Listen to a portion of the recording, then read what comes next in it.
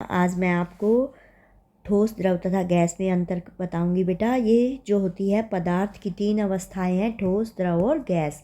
अब ठोस कौन सी चीज़ें होती है बेटा? आपके आसपास की चीज़ें, लोहा, पत्थर, लकड़ी, ये सब ठोस होती हैं।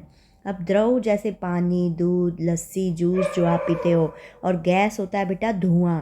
कहाँ कहाँ से निकलता है? चूल्हे से, फैक्ट्री से, भट्ठे से, चिमनी से, है ना। और जब हम कोई रासायनिक अभिक्रिया करते हैं तो उसमें से भी धुआं निकलता है। वो अलग अलग टाइप की गैस होती है बेटा, कभी हाइड्रोजन, कभी नाइट्रोजन, तो कभी क्लोरीन गैस निकलती है। अब आकार तथा आयतन के आधार पर हम कह सकते हैं ठोसों का निश्चित आकार तथा निश्चित आयतन होता है।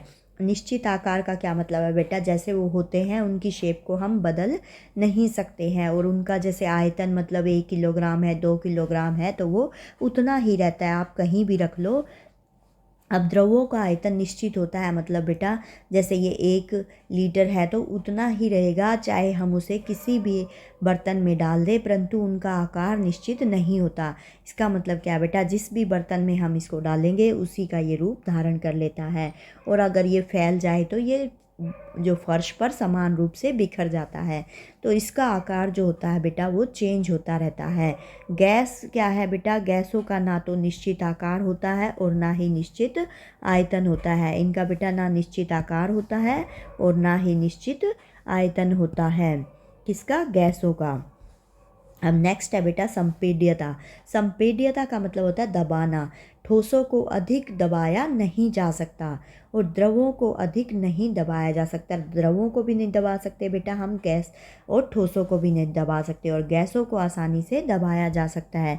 जैसे आप किसी चीज़ में गैस भरते हो बेटा, जैसे हमारे कारों में सबके जो पहिए होते हैं, वाहनों के पहिए, उनमें जब गैस भरती है तो वो दब जाते हैं जब गैस निकल जाती है ना बेटा। ऐसे गुब्बारे में हाइड्रोजन गैस भरी जाती है, उसको भी हम दबा सकते हैं। तो गैसों को आसानी से दबाया जा सकता है। अणुओं के बीच स्थान।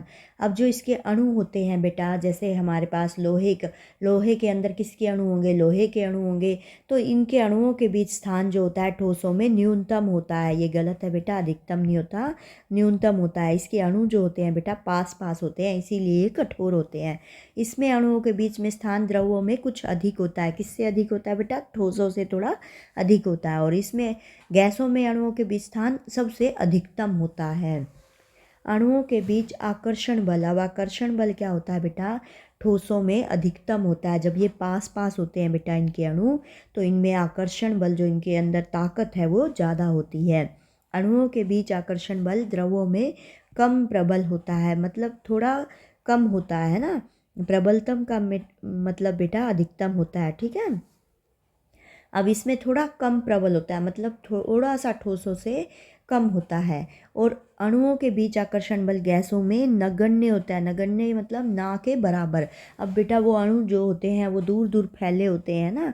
जब दूर दूर फैले होंगे तो उनके आकर्षण बल भी क्या होगा? उनके अंदर कम होगा, बिल्कुल ना के बराबर होगा। गतिज ऊर्जा। अणुओं की गतिज ऊर्जा ठोसों में न्यूनतम होती है। ये पास पास में होते हैं बेटा, तो इनके अंदर गतिज ऊर्जा भी न्यूनतम होती है। और द्रवों में थोड़ी सी अधिक होती है, किससे? ठोसों से। और इसमें सबसे अधिकतम होती है। गैसों में अणुओं की गतिज ऊर्जा भी अधिकतम होती है बेटा, और इनके बीच में स्थान भी अधिकतम होता है। इनको आसानी से दबा सकते हैं। इनका आकार भी निश्चित नहीं होता, ना आयतन ही निश्चित नहीं होता। इस तरह से बेटा हमने ये करा ठोस, द्रव और गैस का अंतर। ओके बेटा, बाय बाय।